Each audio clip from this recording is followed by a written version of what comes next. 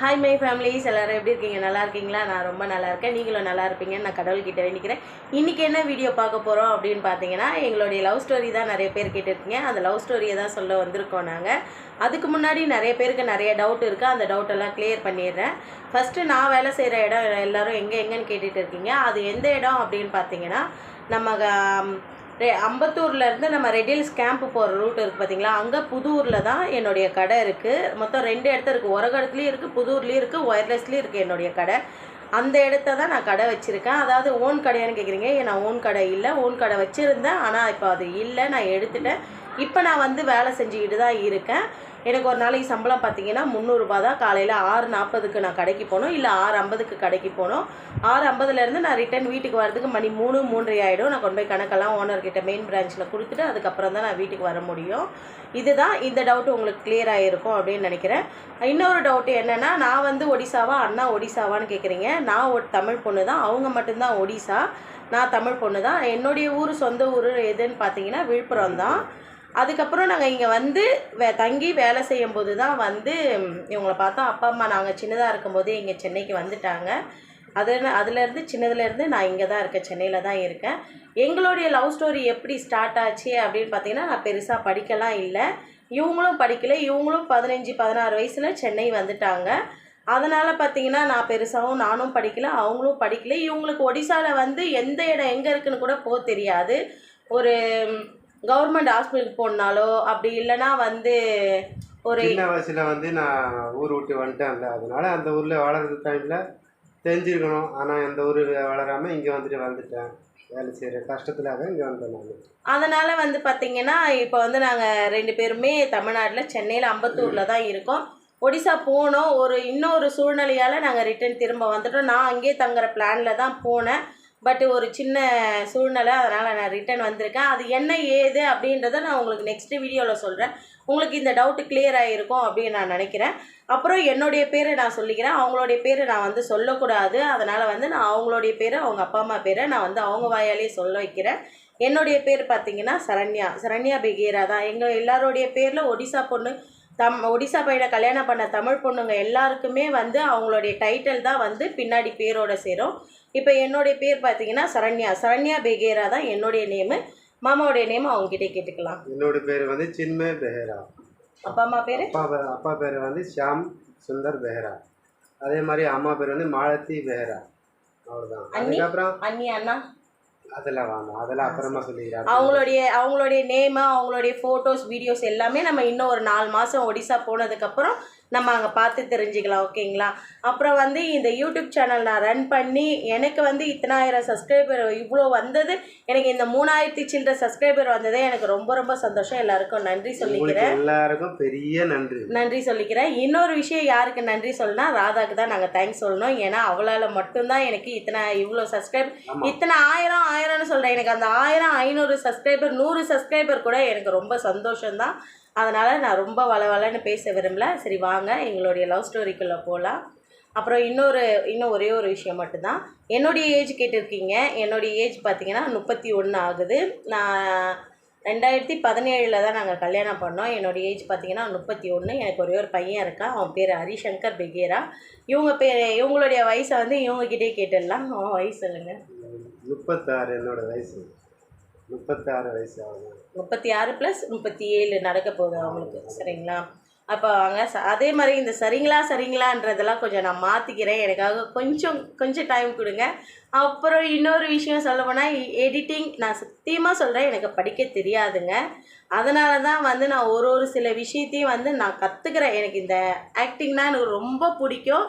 அதனால் வந்து இதெல்லாம் வந்து நான் கொஞ்சம் கொஞ்சமாக கற்றுக்கிட்டு வரேன். இந்த எடிட்டிங் கூட நான் ப்ராப்பராக கற்றுப்பேன். நான் ஒடிசா போய் அங்கே உங்களுக்கு வீடியோ போடுறதுக்கு முன்னாடி நான் ப்ராப்பராக கற்றுப்பேன். இப்போ எல்லோருடைய டவுட்டும் கிளியர் ஆகிருக்குன்ற டவுட் ஏதாவது இருந்ததுன்னா எனக்கு கமெண்ட்டில் சொல்லுங்கள். நான் கண்டிப்பாக நெக்ஸ்ட் வீடியோவில் உங்களுக்கு ரிப்ளை பண்ணுறேன். வாங்க லவ் ஸ்டோரிக்குள்ளே போகலாம். ஃபஸ்ட்டு நாங்கள் லவ் பண்ண ஆரம்பிச்சதுன்னு பார்த்தா உங்களுக்கு ஆவின் பால் பண்ண மாதாவரம் தான். எல்லாருக்கும் சென்னையில் இருக்கவங்களுக்கு எல்லாருக்கும் தெரியும்னு நினைக்கிறேன். மாதாவரம் பால் பண்ணை தான். அங்கே வந்து நான் நைட் ஷிஃப்ட்டு போயிட்டு இருந்தேன். இவங்க டே ஷிஃப்ட்டு போயிட்டு இருந்தாங்க. இவங்க வந்து எப்படின்னா வாரத்தில் 2 நாள் மட்டும்தான் கம்பெனிக்கு வருவாங்க. மற்றபடி இப்போ பண்ணுறாங்கல்ல கேஸ் கட்டிங் பார்ட் டைமுக்காக தான் வருவேன். ஆனால் அங்கே இந்த டைமில் ஆள் இல்லைன்னு சொல்லிட்டு எஸ்ஓஎம்ஆரில் ஃபோன் பண்ணி சொல்லுவாங்க, வந்துருப்பா என் ஷிஃப்ட்டுக்கு வந்துருப்பா, என் ஷிஃப்ட்டுக்கு வந்துருப்பான்னு சொல்லி சாயந்தரம் ஃபோன் பண்ணி சொல்லுவாங்க. நைட் டைமில் வருவேன், இல்லைன்னா பகல் டைமில் ஒரு டைமில் வந்துட்டு வாரத்தில் 2 நாள் தான் ஃப்ரெண்ட்ஸ் இவங்க வருவாங்க கம்பெனிக்குன்னு பார்த்தீங்கன்னா. நான் வந்து ஃபுல்லாகவே கம்பல்சரி நைட் ஷிஃப்ட்டு மட்டும்தான் போய்கிட்டு இருந்தேன். அதுக்கப்புறம் என்ன ஆச்சு அப்படின்னு பார்த்தீங்கன்னா, எல்லாருமே மண்ட்டுன்னு சொல்ல ஆரம்பித்தாங்க. யார் தான் அந்த மண்ட்டு? எல்லாருமே இவங்களுடைய செகண்ட் நேமு அதுதான். எல்லாருக்குமே வந்து ஊரில் 2 நேம் இருக்கும். ஒன்று வந்து ஒரிஜினல் நேமு, அதை யாருமே கூப்பிட மாட்டாங்க. இன்னொன்று சைட் நேம் வச்சு தான் அவங்க கூப்பிடுவாங்களே, அந்த பேரில் தான் இவங்க பேர் மண்ட்டு. சாரி, நான் பேர் சொல்லிட்டேன், சொல்லக்கூடாது. அந்த பேர் தான் அவங்களுக்கு. இப்போது ஹரி பேர் கூடமே வந்து ஹரிசங்கர் அவனுடைய பேர், என்னுடைய சன் பேர். ஆனால் அவனை கூப்பிட்றது வந்து தப்புன்னு தான் கூப்பிடுவாங்களே எல்லாருமே உள்ள. அதுதான் நேமு. சாரி, நான் பேர் சொல்லக்கூடாது, ஆனால் சொல்லிட்டேன், மன்னிச்சுக்கோங்க எல்லோரும். இவங்க வந்து எல்லோரும் கம்பெனியில் அந்த மாதிரி இவங்க பேரை சொல்லி இது பண்ணும்போது நமக்காக மனசுக்குள்ளே ஒரு ஆர்வம் இருக்குல்ல, யாரா அந்த பையன் தேடணும் அப்படின்னு சொல்லிட்டு. சத்தியமாக சொல்கிறேன், அவங்களும் லவ் பண்ணல, நானும் லவ் பண்ணலைங்க, சரிங்களா. ஆனால் எங்களுது வந்து லவ் மேரேஜ் தான். ஏன் லவ் பண்ணல அப்படின்னு பார்த்தா, கம்பெனியில் எல்லாருக்குமே இவனை பிடிக்கும். நல்லா ஆக்டிவாக சுறுசுறுப்பாக அப்படி இருக்கிறப்ப ஒரு பையன்தான், சரிங்களா. எனக்கு வந்து ஒருடைய சூழ்நிலை மேரேஜ் பண்ணிக்கணும் அப்படின்ற ஒரு கட்டாயத்தினால வந்து நாங்கள் வந்து மேரேஜ் பண்ணிட்டோம். அப்படி போச்சு. பார்த்தது பேசினது எல்லா விஷயமும் போக, ஒரு நாள் இவங்க வந்து நான் நெல்லை இருக்கிறதுக்காக ஊருக்கு போகிறேன் அப்படின்னு சொல்லியிருந்தாங்க. இவங்கள கூப்பிட்டு போய் இவங்க அண்ணா இவங்களும் போயிருந்தாங்க. அப்போ ட்ரெயின் ஏற்ற நானே என் ஃப்ரெண்டுடைய லவரும் போயிருந்தோம். இவங்களை ட்ரெயின் ஏற்றி விடும்போது என்னுடைய கையில் இருந்த அந்த ஒரு வெள்ளி ரிங்கை கட்டி இவங்களுக்கு போட்டு விடணும் அப்படின்னு தோணுச்சு. ஆனால் மற்றபடி லவ்வெல்லாம் எதுவும் பண்ணலை. ஆனால் மனசுக்குள்ளே தோடிச்சு செய்யணும் அப்படின்ட்டு நாங்கள் அதை செஞ்சோம்.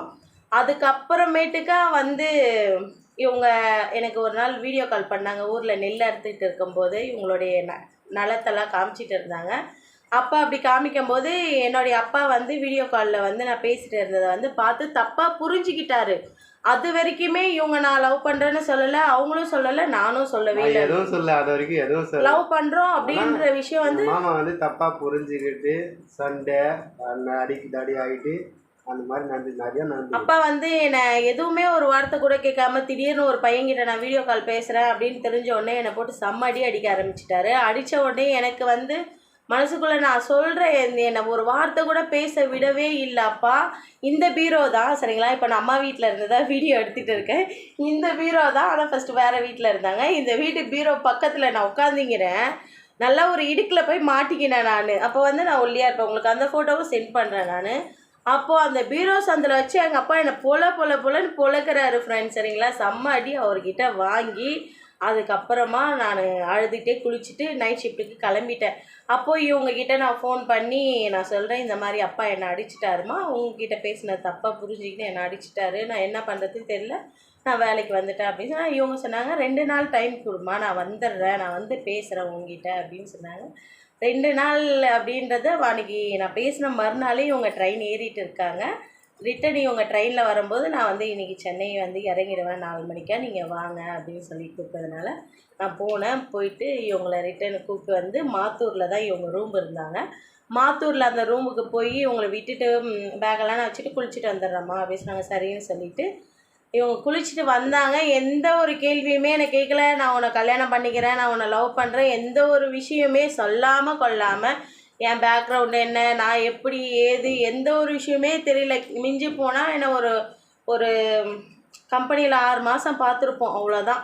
அந்த அளவுக்கு எதுவும் பெருசாக பேசிக்கினது இல்லை. அவனை பற்றி அவங்கள பற்றி எந்த ஒரு விஷயமும் எனக்கு தெரியாது, என்னை பற்றி எந்த ஒரு விஷயமும் தெரியாது. ஏன்னா அந்த அளவுக்கு யார்கிட்டையும் பேச்சுவார்த்தை வச்சுக்கல. இவங்கக்கிட்ட கூடமே இவங்க பேசி இவங்களை ட்ரெயின் ஏற்ற போய் ஒரு ஃப்ரெண்டாக வந்து தான் வந்து இவங்க என் லைஃப்பில் வந்து ஒரு லவ்வராகவோ ஹஸ்பண்டாகவோ இப்போ வந்து உட்காந்துருக்காங்க.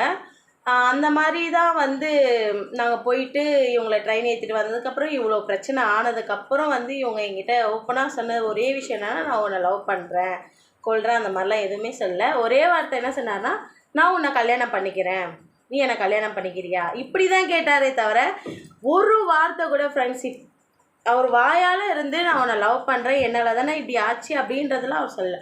அவங்க சொன்ன வார்த்தை என்னென்னா, நான் வந்து உன்னை கல்யாணம் பண்ணிக்கிறேன் அப்படின்ற வார்த்தை தான். நானுமே ஏன் எதுக்குன்னு கேட்காம சரி ஓகே கல்யாணம் பண்ணிக்கலாம் அப்படின்றத தான் நானும் அவங்கக்கிட்ட சொன்னேன். அதுக்கப்புறம் வந்து பார்த்திங்கன்னா ஒரு கோவில் கூப்பிட்டு போனாங்க. கோவில் கூப்பிட்டு போய் கல்யாணம் பண்ணிட்டாங்க. நாங்கள் கல்யாணம் பண்ணி 5ஆம் மாதம் 28ஆம் தேதி எங்களுக்கு கல்யாணம் ஆகுது 2017. இவங்க என்ன சொன்னாங்க, எனக்கு தங்கச்சி இருக்காங்கம்மா, என் தங்கச்சி கல்யாணம் ஆகிற வரைக்கும் வந்து எனக்கு டைம் கொடு நான் வீட்டில் சொல்கிறதுக்கு அப்படின்னு சொன்னாங்க. சரி ஓகே நான் உங்களுக்கு டைம் தரேன் அப்படின்னு சொல்லிட்டு 1 மாதம் ஃப்ரெண்ட்ஸ் சத்தியமாக சொல்கிறேன் சாப்பாட்டுக்கு அவ்வளோ கஷ்டப்பட்டோம். ஒரு 3 ட்ரெஸ்ஸு தான், அந்த நான் போட்டிருந்த ஒரு ட்ரெஸ்ஸு இன்னும் ஒரு 2 ட்ரெஸ்ஸு மற்றவங்க கொடுத்தது. அந்த 3 ட்ரெஸ்ஸை வச்சு கிட்டத்தட்ட ஒரு 2 மாதம் 3 மாதம் ரொம்ப கஷ்டப்பட்டேன் நான். திடீர்னு ஒரு கல்யாணம், திடீர்னு ஒரு லைஃபு, நமக்குன்னு ஒருத்தவங்க. நான் வீட்டை விட்டு போயிட்டேன், என் அப்பா அம்மா என்னை தேடலை, எதுவுமே பண்ணலை, நான் இந்த பையன் கூட ஓடிட்டேன். எப்படி இவங்க இதெல்லாம் யோசிச்சாங்க அப்படின்றதுமே எனக்கு தெரியலை. இவங்க கல்யாணம் பண்ணிட்டு வந்து சாப்பாட்டுக்கு எங்கே போய் தங்க போகிறோம் என்ன ஏதுன்ற ஒரு விஷயம் தெரியல. என்னுடைய ஃப்ரெண்டு பேர் மணிமேகலை, எனக்கு ரொம்ப பிடிக்கும் அவளை. இப்போ ராதாவை எந்த அளவுக்கு பிடிக்குமோ அந்த அளவுக்கு அவளையும் பிடிச்சிருந்தது. என்ன ஒரு விஷயம்னா அவள் காதில் போட்டிருந்த அந்த ஒரு கம்மலை கழட்டி 1 கிராம் கம்மலை கழட்டி என்கிட்ட 5000 ரூபாய் கொடுத்து இதை கொண்டு போய் நீ வீட்டுக்குன்னு ஒரு கூரை வீடு, அவளே தான் ஒரு சின்ன கூரை வீடு 10க்கு 10 ரூமுன்னு சொல்லுவாங்க, அந்த மாதிரி கூட இல்லைப்பா அது. அந்த மாதிரி ரூம்ல ஒண்ணுமே இல்லை, ஆக்கி சாப்பிட படுக்க ஒண்ணுமே இல்லை, கீழே படுத்தா மேலே நிலா தெரியும், அந்த அளவுக்கு ஓட்டை இருக்கும். மழை பெஞ்சா தண்ணி மொத்தமும் வீட்டுக்குள்ள ஒரு சைடு தான் லைட்டா அட்ஜஸ்ட் பண்ணி ஆகணுமே. நமக்கு எந்த ஒரு இதுவுமே இல்லை. நம்ம இந்த மாதிரி ஒரு எதனால ஒரு முடிவு இந்த மாதிரி கல்யாணம் பண்ணிட்டோன்னு தெரியல. ஆனால் நிறைய கொஸ்டின் கேட்டாங்க ஃப்ரெண்ட்ஸ் என்கிட்ட மாமா கேட்ட ஒரு 3 கேள்வி தான். நான் வந்து உன்னை கல்யாணம் பண்ணிக்கிறேன், என்னை விட்டுட்டு போக மாட்டேன்ல, எவ்வளோ பிரச்சனையானாலும் என் கூட இருப்பல்ல, என் கூட ஊரில் வந்து வாழ்வல்ல அப்படின்ற கேள்வியை தான் அவங்க கேட்டாங்க. எல்லாத்துக்குமே நான் ஓகே சொன்னதுக்கப்புறம் தான் நான் இன்னமும் அந்த காசு பத்திரமா ஊரில் வச்சுருக்கேன். அவங்க எனக்கு குங்குமத்தால் வந்து அவங்க ஊரில் வந்து அப்படி தான் கல்யாணம் பண்ணுவாங்க. குங்குமத்தால் வந்து 5 ரூபா காயினால் வந்து எனக்கு குங்குமம் வச்சு விட்டாங்க 3 வாட்டி. அதுக்கப்புறம் வந்து இப்போ நான் அந்த வெள்ளை கலர் வளையல் போடல, அதுக்கு பதில் பட்டு பார்த்திங்கன்னா நான் இந்த வளையல் போட்டிருக்கேன். இந்த வளையல் கத்திரி இந்த வளையல் போட்டிருக்கிறதுனால அந்த வெள்ளை கலர் வளையல் போடணும். ஆனால் பட் அது கழட்டிட்ட ராதா வீட்டில் வந்து கிடைக்கல. இங்கே வெள்ளை கலர் வளையல் போடணும், அதுக்கப்புறம் இந்த மாதிரி வளையல், அதுக்கப்புறம் வந்து பார்த்திங்கன்னா இந்த வளையல். சரிங்களா, இதுதான் வந்து எங்களுடைய கல்யாணத்துக்கான அடையாளம். இதுதான் இப்படி தான். அதுக்கப்புறம் மங்களசூத்திரம் வந்து பெருசாக வந்து நிறைய பேர் கோல்டில் போடுவாங்க. அதனுடைய வீடியோஸ்லாம் எப்படி என்ன எதுன்றதை நான் ஒடிசா போய் உங்களுக்கு எல்லா டீட்டெயிலுமே சொல்கிறேன். இப்போ நம்மளுடைய லவ் ஸ்டோரியை மட்டும் பேசிக்கலாம். சரிங்களா, அதுக்கப்புறம் 1 மாதம் கிட்டத்தட்ட நைட் ஷிஃப்டே போயிட்டு இருந்தோம். அப்போ சம்பளம் வந்து 250 ரூபா தான் எனக்கு. இவங்க 2 ஷிஃப்ட்டு பார்ப்பாங்க, பி ஷிஃப்ட்டு பார்ப்பாங்க, இவங்க நைட் ஷிஃப்ட்டு பார்ப்பாங்க. நான் மட்டும் அப்போ டைமிங் வந்து நிறைய மிஸ்டேக் ஆரம்பிச்சுது. என்னுடைய வேலை சீக்கிரம் மணி நைட்டு வந்து 2:30-3 மணி ஆகும் முடியறதுக்கு. இவங்களுடைய வேலை பார்த்திங்கன்னா கிட்டத்தட்ட மணி 12:30 நைட்டு வந்து அந்த மாதிரி 1:30க்கெலாம் டீ டைமோடு முடிஞ்சிடும். எனக்காக நான் வர வரைக்கும் வெயிட் பண்ணுவாங்க. அப்புறம் இவங்க திரும்ப மதிய ஷிஃப்ட்டுக்கு போகணும். இதெல்லாம் நிறைய கஷ்டமாக இருந்தது. அதுக்கப்புறம் நான் வந்து இவங்க கூட நான் வண்டி எடுக்க ஆரம்பித்தேன். அதுதான் ஃபஸ்ட் டைமு நான் வண்டி இவங்க செய்கிறேன். உங்களுக்கு அந்த வீடியோ ஆவின் வீடியோ கண்டிப்பாக முடிஞ்சால் இன்றைக்கி வரும், இல்லைன்னா நாளைக்கு மறுநாள் உங்களுக்கு கண்டிப்பாக அது வீடியோ வரும். அப்போ வந்து நான் இவங்க கூட நான் வண்டி எடுக்க ஆரம்பிக்கிறேன்ப்பா, வண்டி எடுத்தால் சீக்கிரம் முடிஞ்சிடும், நம்ம சீக்கிரம் வீட்டுக்கு போயிடலாம் 2 பேரும் அப்படின்னு நான் சொல்லும்போது இவங்க சொன்ன ஒரு வார்த்தை என்னென்னா, நீ வண்டி எடுக்கக்கூடாது, நீ வண்டி எடுக்க தேவையில்ல, எவ்வளோ கஷ்டம் இருந்தாலும் நான் பார்த்துக்கிறேன் அப்படின்னு இவங்க சொன்னாங்க. இல்லை உங்களுக்கு ஹெல்ப் பண்ணோம் அப்படின்னு சொல்லிட்டு தான் நான் வந்து வண்டி எடுக்கிறேன் அப்படின்னு சொல்லிட்டு அவங்க கூட நான் வண்டி எடுக்க ஆரம்பித்தேன். வண்டி எடுக்க ஆரம்பிச்சுமே இவங்களுக்கு நிறையா வந்து அந்த நான் எஃப்எல் வண்டி எடுக்கிறது வந்து பிடிக்கல. நிறைய இவங்களுக்கு எனக்கும் பிரச்சனையாக ஆரம்பிச்சது. இல்லை வார்த்தை சொன்னால் மதிக்கல, அடிக்கடி நான் சண்டை போட்டு வண்டியால் வண்டி அடிச்சுன்னு எடுப்பேன். என்னால் எனக்கு பிரச்சனை வருது அப்படின்னு பார்த்தா அந்த கம்பெனியில் இவங்களால மட்டும்தான் இருக்கும். ஆனால் நிறைய எப்படி சொல்லணும், ரொம்ப என் ஹஸ்பண்டுக்கு தேங்க்ஸ் சொல்லணும். இன்றைக்கி அவர் இல்லைன்னா இன்றைக்கி நான் இல்லை. என் வீட்லேயுமே என்னை புரிஞ்சிக்காமல் கொள்ளாமல் நிறைய கஷ்டப்படுத்தினாங்க, நிறைய அவமானப்படுத்தினாங்க. நான் நைட் ஷிஃப்ட் வேலைக்கு போகிறத பார்த்து நிறையா இன்றைக்கி எல்லாத்தையுமே மறந்து இன்றைக்கி நான் பொண்ணாக இருக்கேன்னா இவங்க மட்டும்தான் காரணம்.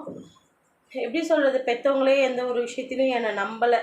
நம்ம பொண்ணு வந்து இப்படி தான் அப்படின்னு அவங்க மனசுக்குள்ளே வந்து ஒரு எண்ணம் வந்துடுச்சு அவங்களுக்கு.